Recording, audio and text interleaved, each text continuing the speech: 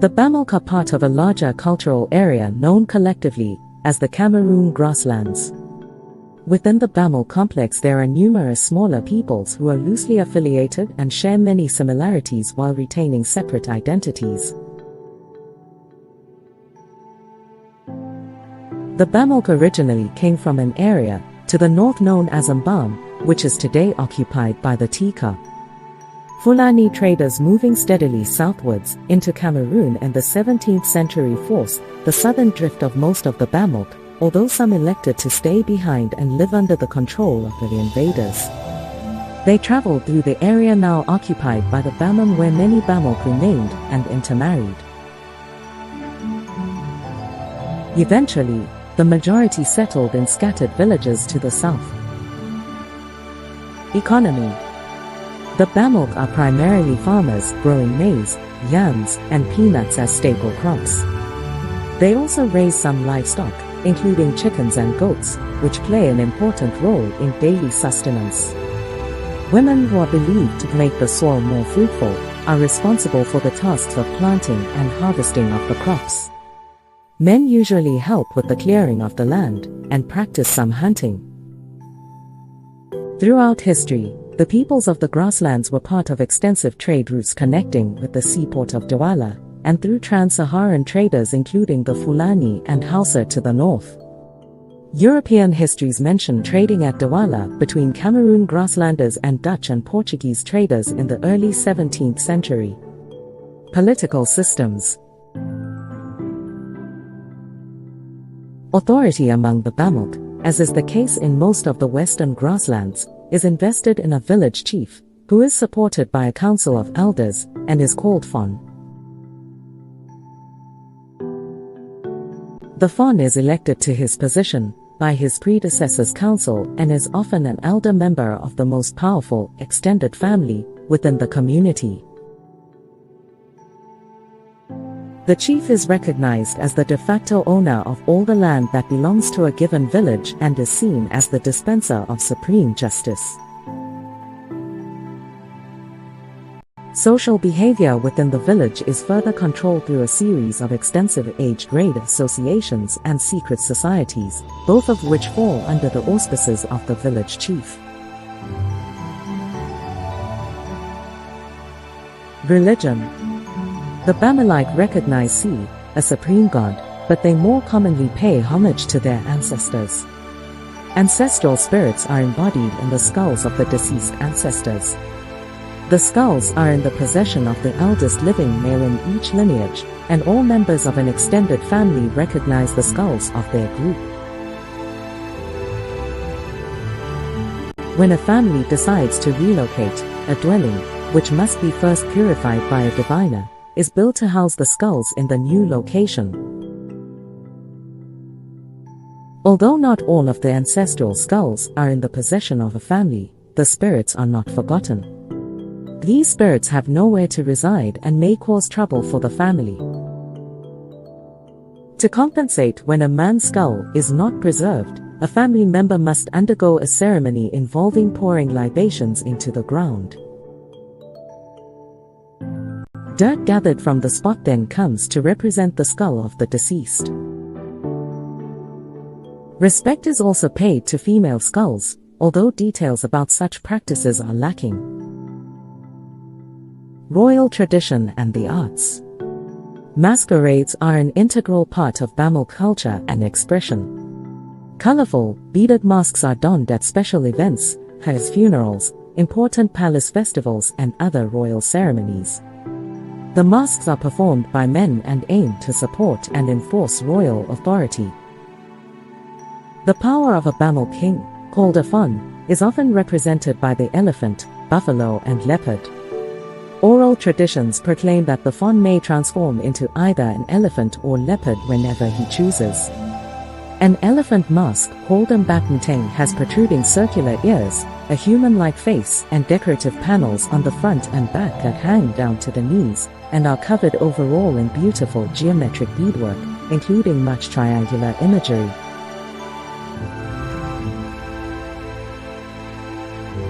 Isosceles triangles are prevalent as they are the known symbol of the leopard. Beadwork, shells, bronze, and other precious embellishments on masks elevate the mask's status.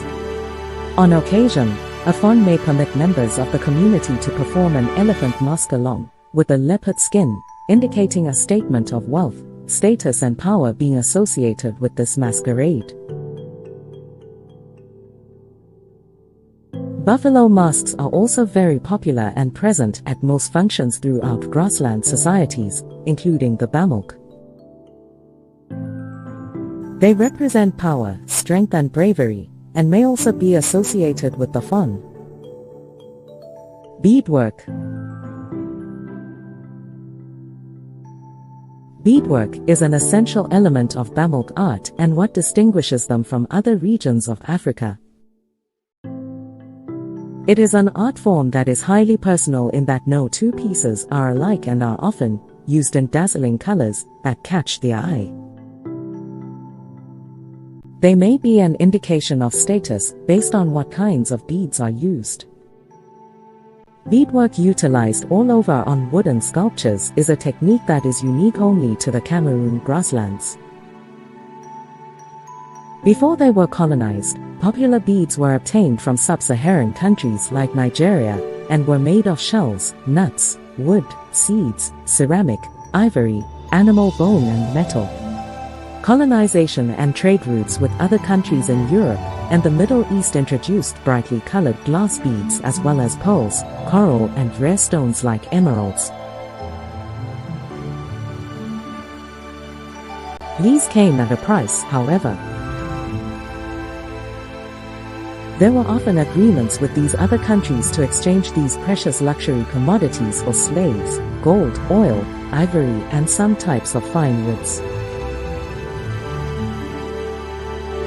Succession and kinship patterns.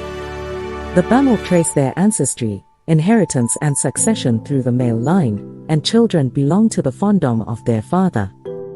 After a man's death, all of his possessions typically go to a single, male heir. Polygamy, more specifically, polygyny, is practiced, and some important individuals may have literally hundreds of wives. Marriages typically involve a bride price to be paid to the bride's family.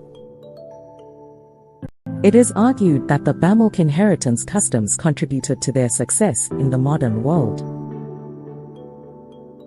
Succession and inheritance rules are determined by the principle of patrilineal descent.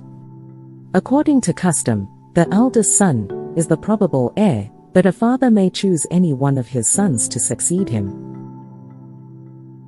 An heir takes his dead father's name and inherits any titles held by the latter, including the right to membership in any societies to which he belonged.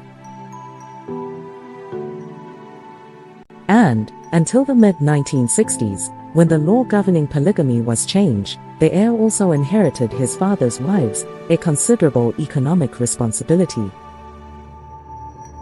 The rights and land held by the deceased were conferred upon the heir subject to the approval of the chief, and, in the event of financial inheritance, the heir was not obliged to share this with other family members.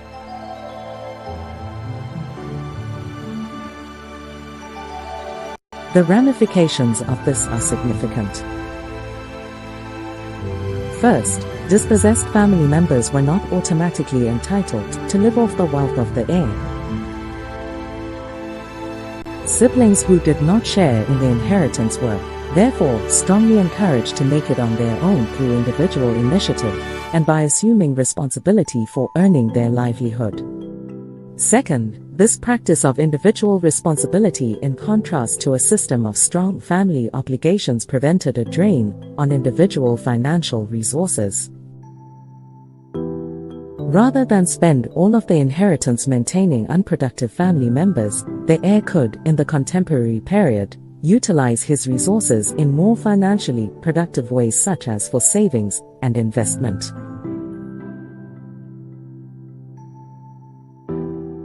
Finally, the system of inheritance, along with the large-scale migration resulting from population density and land pressures, is one of the internal incentives that accounts for Bamileke's success in the non-traditional world.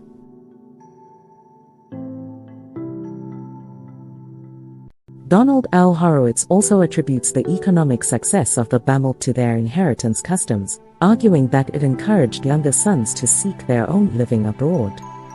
He wrote in Ethnic Groups in Conflict, primogeniture among the Bamileke and matrilineal inheritance among the Minangkabau of Indonesia have contributed powerfully to the propensity of males from both groups to migrate out of their home region in search of opportunity. Notable individuals. The Bamileke people have contributed enormously to the development of Cameroon and the world in general, from science to arts, politics, media, sports and much more. Here is an inexhaustible list of notable Bamileke or people of Bamileke descent. Erykah Badu, American singer-songwriter, record producer and actress. Jessica Williams, American actress and comedian. Adriana Wasson, American football player. Julius Akosa, Cameroonian football, soccer player. Andomikeng Su, American football player. Timothy Atuba, Cameroonian football, soccer player. Maurice Kamto, former president of the UN International Law Commission, international lawyer, Professor 18. Victor Fotso, industrialist, philanthropist, and billionaire 19. Sam Fan Thomas, most popular Makossa musician of the 80s. Ernest Wandi, Cameroon's notable independence fighter. Kaji D. Fosso, industrialist, philanthropist and billionaire 20. Matthias Jamesi, first president of the UPC political party, the party that will bring about independence in Cameroon. Wilgari Tanjong, entrepreneur, social justice activist and author.